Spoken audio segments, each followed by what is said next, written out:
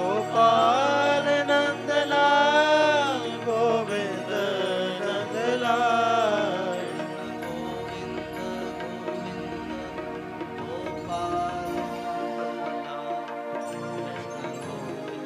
गोपाल नंदलाल कृष्ण गोविंद गोविंद गोपाल नंदलाल कृष्ण गोविंद गोविंद गोपाल नंदलाल जय हो गोपाल नंदलाल राधे गोविंद गोविंद गोपाल नंदलाल कृष्ण गोविंद गोविंद गोपाल नंदलाल कृष्ण गोविंद गोविंद गोपाल नंदलाल सर्वोत्कृष्ट फल, सबसे उत्तम फल, सबसे श्रेष्ठ फल सत्संग हम सभी को प्राप्त हो रहा है। भगवान जब जीव के ऊपर अनंत कृपा करते हैं तब उस जीव को मनुष्य शरीर प्रदान करते हैं। बहुत कृपा करके यह मनुष्य शरीर अपने किसी साधन से नहीं मिला है। यह मनुष्य शरीर भगवान की अहेतु की कृपा से मिला है। भगवान जब जीव के ऊपर द्रवीभूत होकर करुणा करके जब जीव की ओर देखते हैं, जब श्री राधा रानी भगवान से जीव की ओर से जिरह करती हैं, वकालत करती हैं, बहस करती हैं, हे नाथ, हे प्राण प्यारे, यह जीव आपका है, यह जीव आपका है, आप इसे अपनाएं और आप इसे अपनी प्राप्ति का एक अवसर प्रदान करें।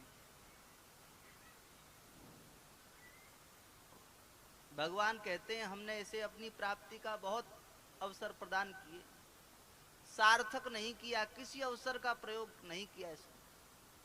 हमने इसे कई बार मनुष्य बनाया पर इसने मनुष्य बनकर भी भजन नहीं किया।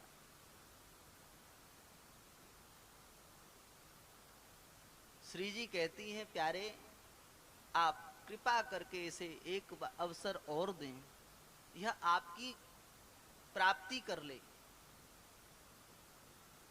भैया ये मनुष्य शरीर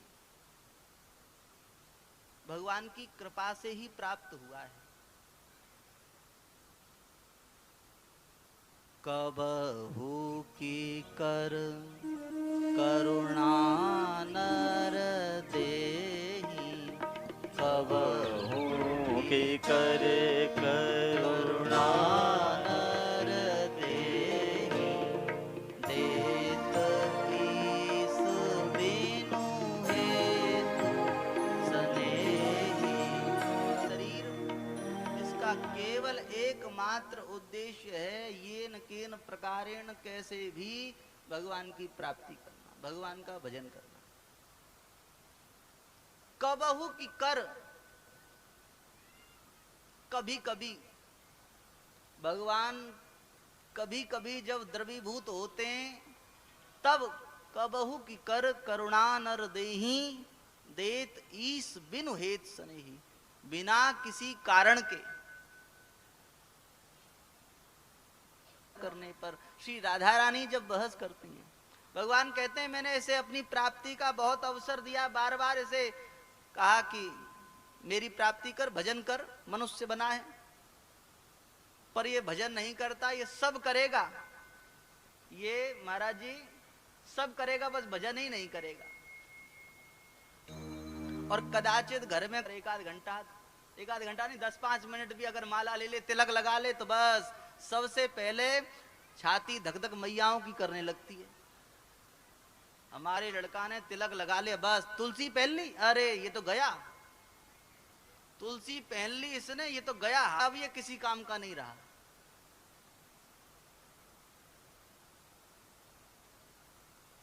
भजन करना है। और सारे कार्य तो प्रपंच मात्र हैं। जैसे किसी को यहां से जयपुर जाना है, कोई रेल से जाओ, कोई बस से जाओ, कोई कार से जाओ, कोई मोटरसाइकिल से जाओ, कोई पैदल जाओ। जाना किस साधन से है ये मुख्य नहीं है, मुख्य है जयपुर पहुंचना। ऐसे ही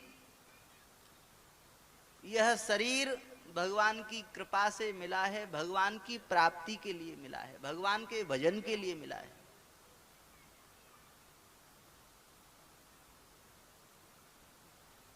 कर यह फल भाई भजिए राम सब काम बिहारी। केवल केवल केवल एक ही फल है, भगवान की प्राप्ति। दुकान फल नहीं है, मकान फल। बोलो, अपने आप ही बोलो, मकान फल। हाँ ठीक है, अब पता पड़ी कितने लोग जाएंगे मकान लौट।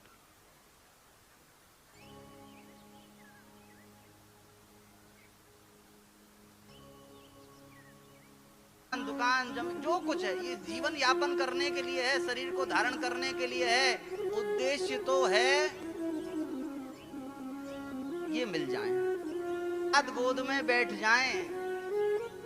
जीवन की सार्थकता तो तब है जब इन्हीं नेत्रों से इन्हें खेलता हुआ देखें,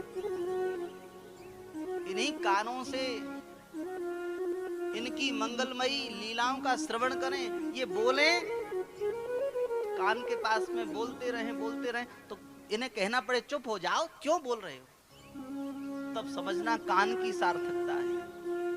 आंखों की सार्थकता, आंख उसी की है जो इन्हें देख रहा है। कान उसी के हैं जो इनकी कथाएं सुन रहा है, इनका नाम सुन रहा है, इनकी बोली सुन रहा है, जो इनका गुणगान गा रहा है, जो इनका नाम ले रहा है। बस जिस जीव से भगवान का नाम नहीं लिया जा रहा,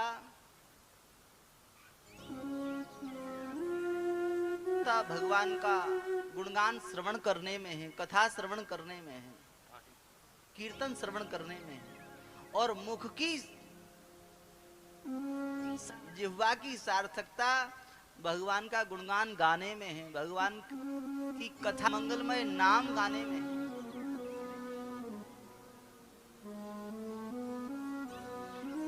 भगवान ने कृपा करके यह मनुष्य शरीर प्रदान किया है, और इस मनुष्य शरीर की सार्थकता सबसे श्रेष्ठ फल है सत्संग।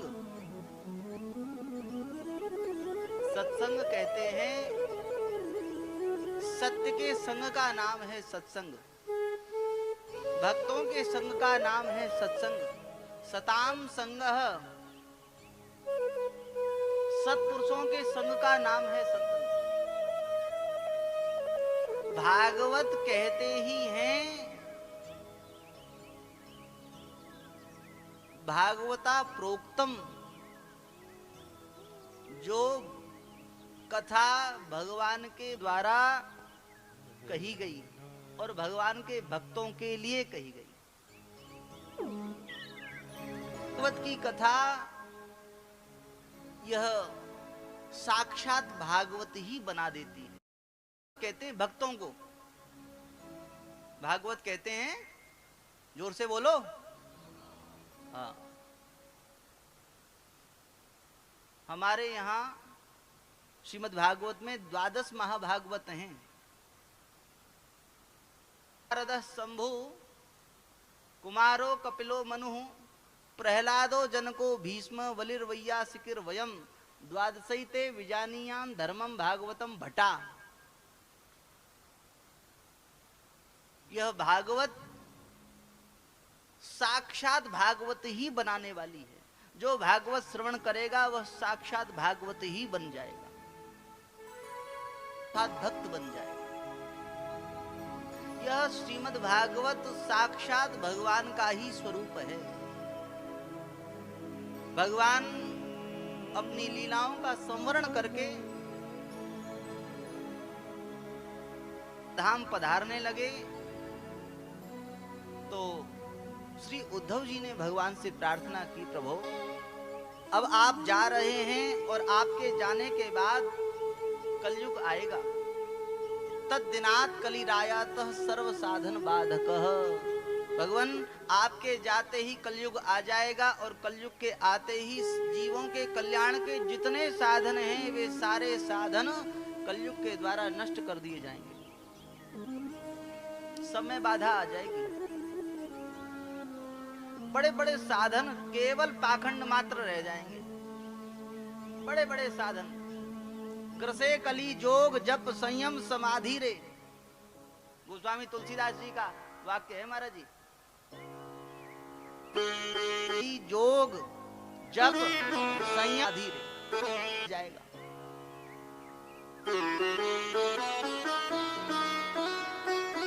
नाम पर भी पाखंड रह जाएगा। के नाम पर बहुत अच्छी बात है। योग वर्तमान योग है, वह योग नहीं है। वर्तमान का योग तो व्यायाम कह लो, कहना चाहिए, योग नहीं कहना चाहिए।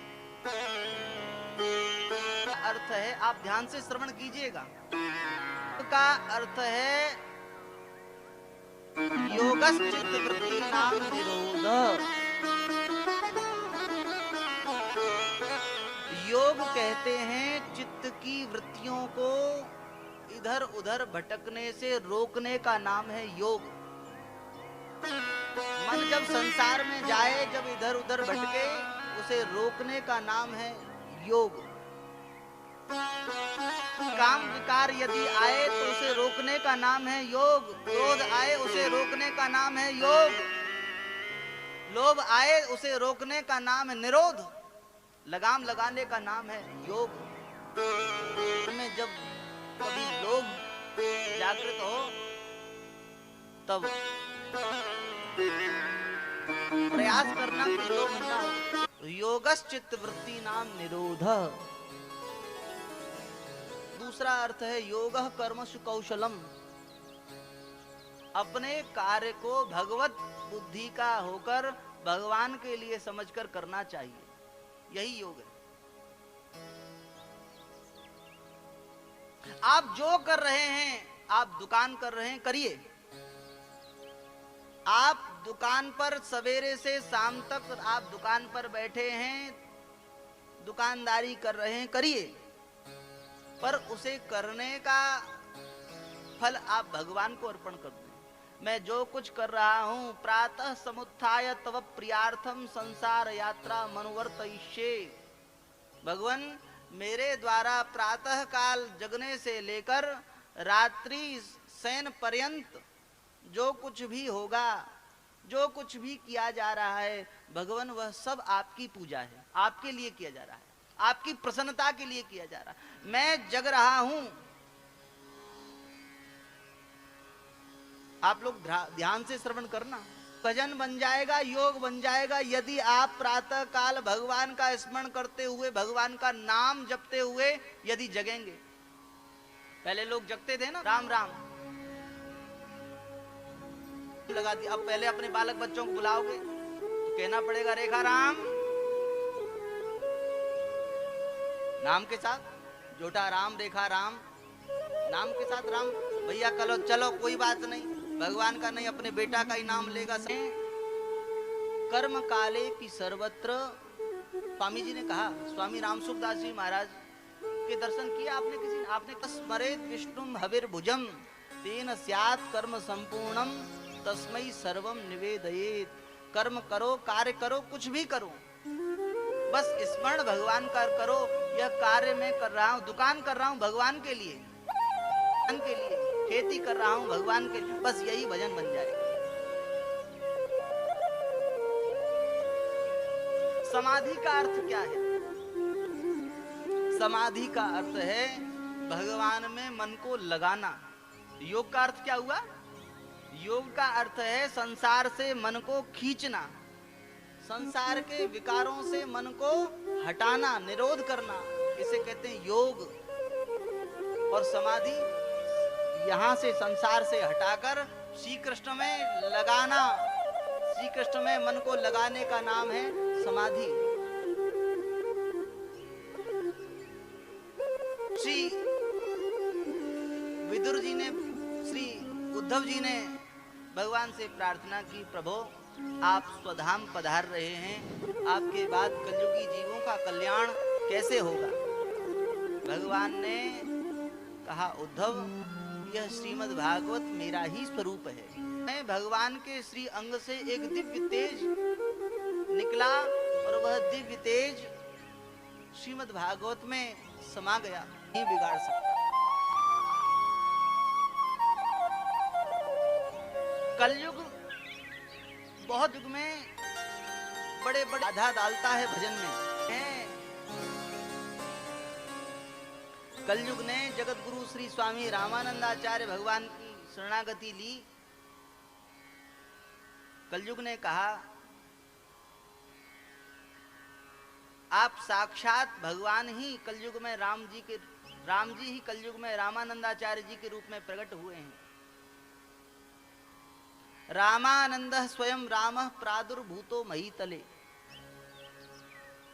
अब वह डरता हुआ आया, भयंकर विकराल कलयुग। उसने जगत गुरु श्री स्वामी रामानंदाचार्य भगवान को प्रणाम किया और प्रणाम करके कहा, गुरुदेव जगत का कल्याण आप कर रहे हैं, मेरा भी कल्याण कीजिए। मेरा कल्याण कैसे होगा। तब श्री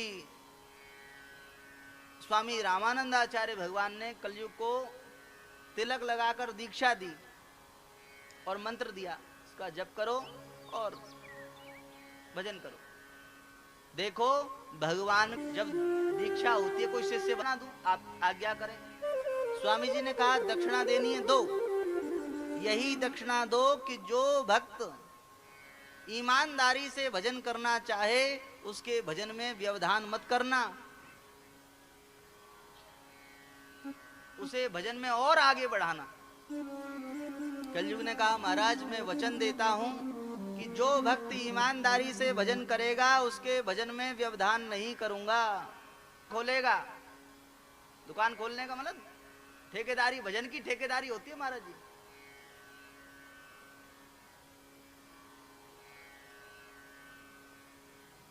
गुरु जी बैठे इसलिए साहस से हम कह रहे हैं। हरहि शेष्य धन शोक न हरहि, हरहि शेष्य धन शोक न हरहि, नरक मह परहि, ते गुरु घोर नरक मह परहि, ते गुरु घोर नरक मह परहि, ते गुरु घोर नरक मह परहि। हरहि से उतना पाप कर, खूब रिश्वत ले, बेईमानी कर, जितना जालसाजी कर सके उतना ज्यादा से ज्यादा बेईमानी कर। क्या धंधा करता है महाराज? दूध का करता हूं। वाह, दे दे, चल चला। लाइसेंस नहीं हो तो दे दो। कार्य है शिष्य को मीठी मीठी बात ना कहे। जो गुरु शिष्य को उसके हित की बात बताए वह गुरु है। वेद गुरु तीन जो प्रिय बोले भय आस, सचिव वैद्य गुरु, मंत्रणा करने वाले, सलाह देने वाले। सलाह देने वाले अगर सलाह दें, आजकल लोग लड़की देखने जाते, वह कलह ही फैलाएगा, वह पाप ही फैलाएगा। बेईमानी के धन से अगर भंडारा भी कराओगे तो भंडारा भी कल्याण नहीं करेगा। बहुत गुरुजनों के चरणों में बैठे हैं बालकाल से, की कमाई से छोटे से छोटा जो धर्म का कार्य करोगे वह अनंत गुना फलदायी होगा, और बेईमानी की कमाई से जो करोगे अच्छा या बुरा वह सब निष्फल ही नहीं, वह पाप ही देने वाला है। दूसरी तरफ भंडारे चलाओ, एक तरफ दूसरी तरफ अच्छे कार्य, साधनों को ग्रस लिया है, साक्षात भगवान का ही स्वरूप है। तेने यम वांगमयी मूर्ति प्रत्यक्षा वर्तते हरे। श्रीमद् भागवत भगवान ने कहा, हे उद्धव, यह श्रीमद् भागवत मेरा ही स्वरूप है, और यह श्रीमद् भागवत जब तक विराजमान है, जब तक जीव ईमानदारी से मेरी कथा श्रवण करेगा, तब तक वह प्रपंच में नहीं पड़ेगा, तब तक वह पाप में नहीं पड़ेगा। ईमानदारी चाहिए। रोटी बना रही है माता, और रोटी बनाते बनाते अगर ईमानदारी नहीं रखी तो रोटी जल जाएगी। एक हाथ से बेल बना रही है। भजन करने वाला ईमानदारी से यदि भजन कर रहा है, भगवान का स्मरण कर रहा है, तो वह ठीक कर रहे हैं। ईमानदारी से करें, ईमानदारी से कथा श्रवण करें। हमारे महाराज जी कहते हैं, लोग जाते हैं महाराज सोने जा रहे हैं, ठीक है, और सोने के नाम पर भी आजकल सबके नाम पर बिस्तर पर लेटे लेटे, और फिर कहते हैं सवेरे, महाराज जी क्या करें, नींद नहीं आई। मानसिक रोग बहुत फैलता जा रहा है। मानसिक रोग, उसका कारण है मोबाइल।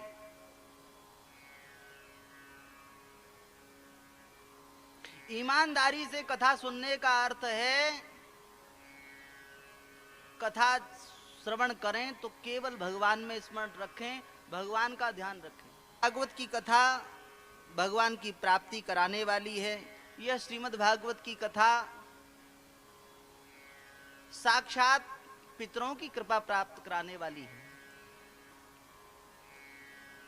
जहां जहां होती है वहां साक्षात समस्त तीर्थ आकर विराजमान हो जाते हैं।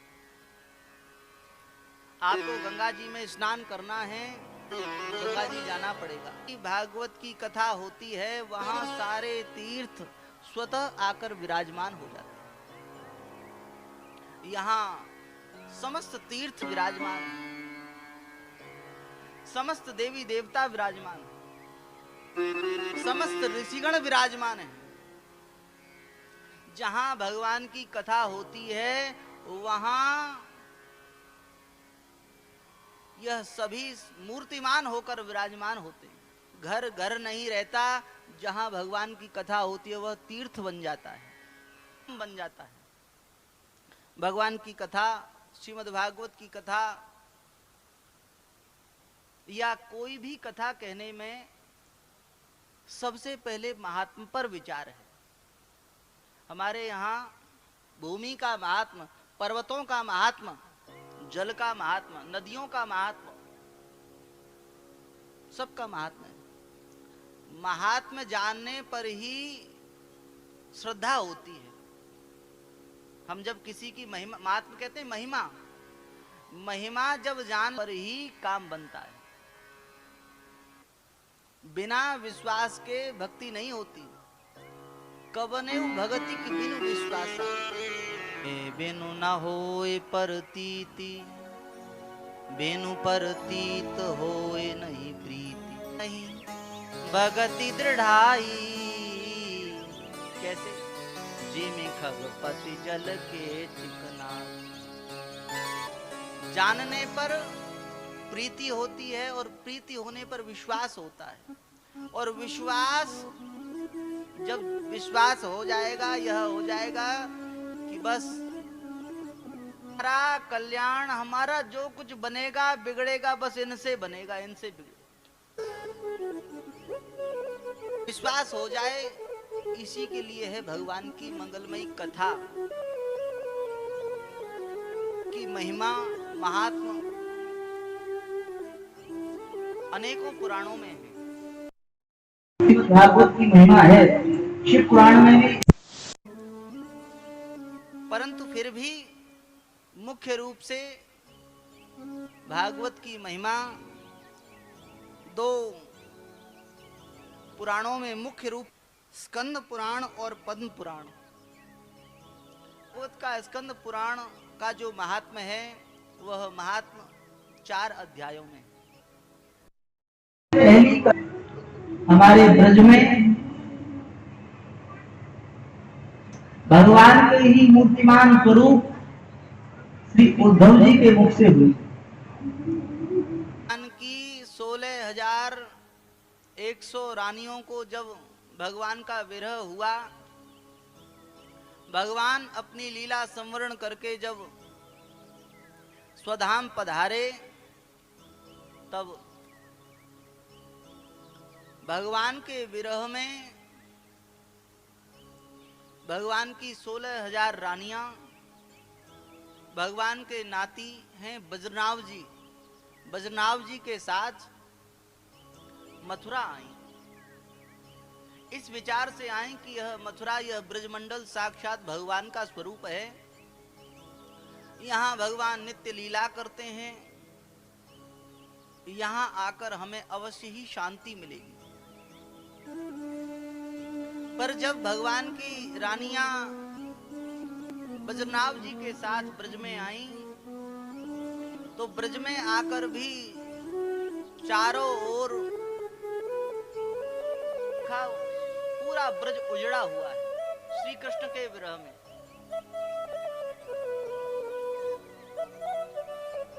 और वे भगवान की रानियां भगवान के विरह में रोती हुई यमुना जी के तट पर गईं। यमुना जी के तट पर जब भगवान की रानियों ने देखा कि ये यमुना जी भी भगवान की पटरानियां हैं, यमुना जी भगवान की श्री कृष्ण के विरह में दुखी हैं, किंतु यमुना जी दुखी नहीं है। दुखार्त त्वं न कालिंदी तद्बदः। रानियों ने कहा, हे यमुना, हे कालिंदी, हम श्री कृष्ण द्वारकाधीश के विरह में दुखी हैं, परंतु आप दुखी नहीं हैं। यमुना जी ने कहा, हे भगवान की प्राण प्रेयसी देवियों, भगवान का विरह मुझे व्याप्त इसलिए नहीं होता क्योंकि मैंने श्री राधा रानी की शरण ग्रहण की है।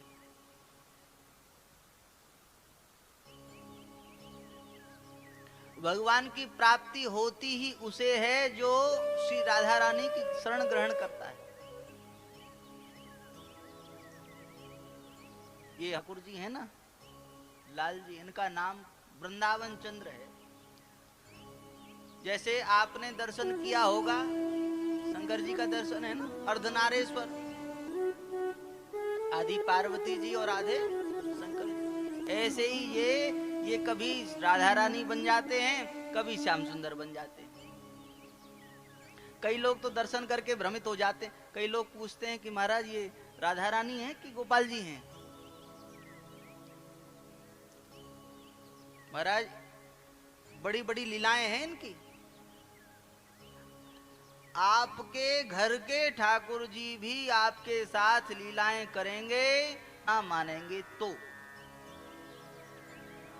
और आपकी दृष्टि में यदि पत्थर रहेंगे तो ठाकुर जी तो पत्थर है, ठाकुर जी पत्थर बन जाएंगे। आप कहेंगे सफेद पत्थर, काला पत्थर, नीला पत्थर, हरा पत्थर, लाल पत्थर, पीतल की है, चांदी की है, सोने की है, लोहे की है, लकड़ी की है।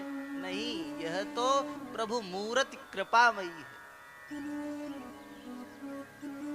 अच्छा, आज का अनुभव आज आप लोग सब विचार करना, जिन जिन ने ठाकुर जी को पालकी में लिया, कितनी सुंदर शोभा थी।